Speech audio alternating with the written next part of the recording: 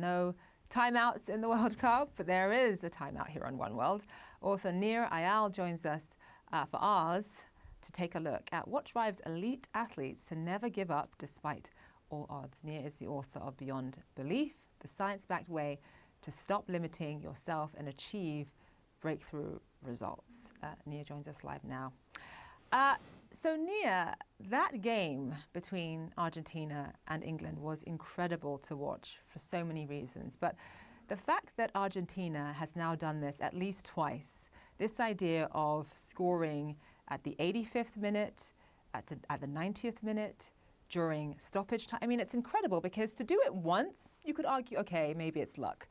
But to do it twice suggests to me that that is down to something completely different. Because when you're losing and there's only 5 minutes left in the game or 10 minutes left in the game, it's so easy to be demoralized. It's so easy to sort of subconsciously give up and just think, oh, you know what, we tried our best.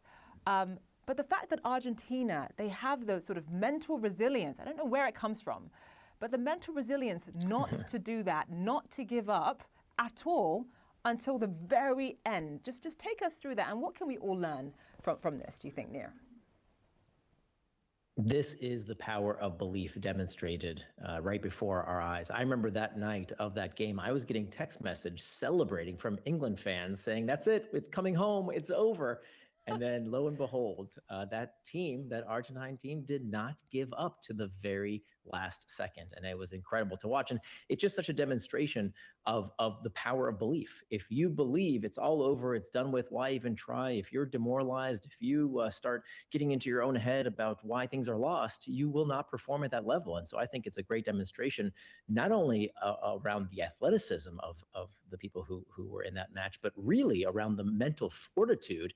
And the lesson for us is around how beliefs change what we are able to see. I think someone who is not that well trained would see the situation as hopeless. And part of these athletes training, the real champions here, are the ones who can see things differently, despite the evidence, despite the facts. Because one of the mantras that I've learned over the past 16 years studying the psychology of beliefs is that beliefs are tools, not truths. Beliefs are tools, not truths. If you just objectively looked at where the Argentine team was, you would say it's all lost. But of course, it wouldn't benefit you to believe that. Yeah, it's interesting because I never saw Messi panic. I never saw him once panic. I never saw him waste any kind of emotional energy, during those 5 minutes. And I mean, I can't even, because when you think about what is on his shoulders, you have an entire country, yes, rooting for you, but all of their hopes and dreams in Argentina basically pinned on you. You've got the fact that, in Argentina, like in many other countries, it's common for people to sort of take days off work or reorganize their schedules just to watch you play. So you've got millions of people essentially organizing their day around you. And on top of that, everybody is telling you day in and day out, you are a god. You are the greatest soccer player that has ever. So the amount of pressure, and you've got to think that in that situation, a lot of people would shrink under that kind of pressure. Some people would just say, towards the end of the game, I'm just going to avoid the ball because if I mess up, gosh, they're going to destroy me in the papers tomorrow. But Messi consistently goes for the ball no matter what, despite the fact that you've got the whole world watching him. Explain that kind of psychology and the psychological load. What kind of a person can actually handle that? Well, I don't know what's going on in Messi's head, but I'll tell you a practical tip that changed my life. I wish we did, though, right? I can assume that I wish I could get into his head, but I'll tell you, we see the same phenomenon in terms of reshaping our beliefs. So I'll tell you, personally, when I started speaking in front of a large audience, I would have these terrible symptoms of stage fright. I would have the heart palpitations, I would have the sweaty armpits, the cotton mouth, all the anxiety that would go along with speaking in front of a large crowd. And I would tell myself a story that I wasn't ready, and this isn't for me, and I'm not good enough to do this. And it wasn't helping me. That belief was not serving me. It was a limiting belief. Well, today, I've changed that belief. I get the same exact physiological symptoms. Right now, I'm getting the sweaty armpits and the heartbeat and the cotton mouth right this very second on CNN. Of course I am. Nir. Thank you. But here's the important thing. The story has changed. That's the important thing, because now the same exact physiological symptoms have a different belief. You see, now I believe that my heart is beating quickly so that I can send more oxygen to my brain so I can deliver my best possible presentation. Same physiological symptoms, same situation, same environmental factors, completely different interpretation. And that's the mentality of champions. So you essentially, it's the story you tell yourself, and you're essentially reframing. You're reframing what is happening to you. One of the things, and this is beyond messy. I won't make this a messy show, but beyond messy, one of the things that elite athletes obviously have in common is incredible discipline and incredible self-control, which are related, but they're not exactly the same thing. When you think about elite athletes, whether it is through diet, exercise, training, the level of discipline required to be able to stick to those routines day in and day out is beyond what I can imagine. And we all know those types of people. We all have people in our lives, those kinds of people who say, you know what, January 1st, I am going to be vegan, or I'm going to cut out sugar. And then from that day onwards, they're able to stick to it day in and day out for years, if not forever.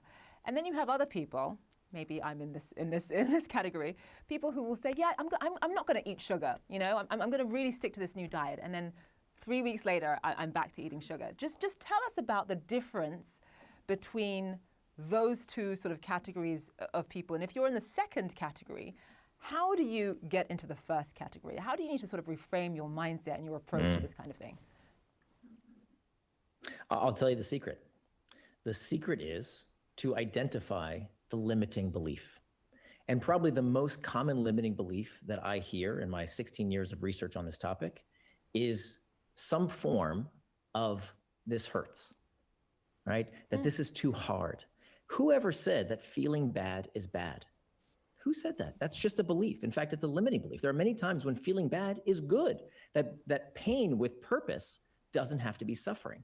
So when you think about an athlete who's faced with all this pressure, when you think about what you all do, you face pressure every day.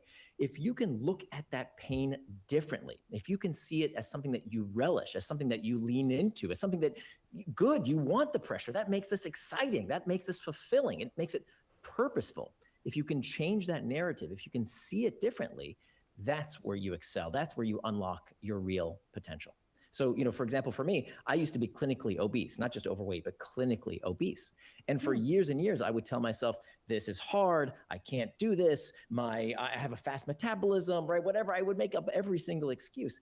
It wasn't until I changed my limiting belief from this is hard, I can't do it, to this liberating belief, which is, this is what it feels like to get better. It's not painful. It's not suffering. This is what it feels like to get better. It's supposed to feel like this. And using that liberating belief, that's how I finally accomplished my weight loss goals.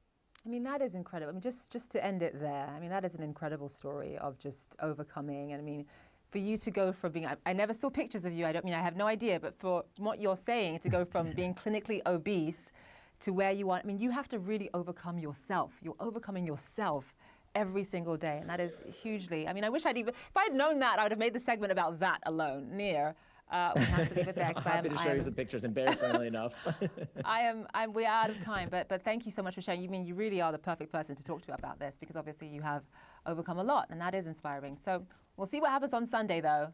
Back to my messy obsession. Nir Eyal, always good to have you on. Thank you so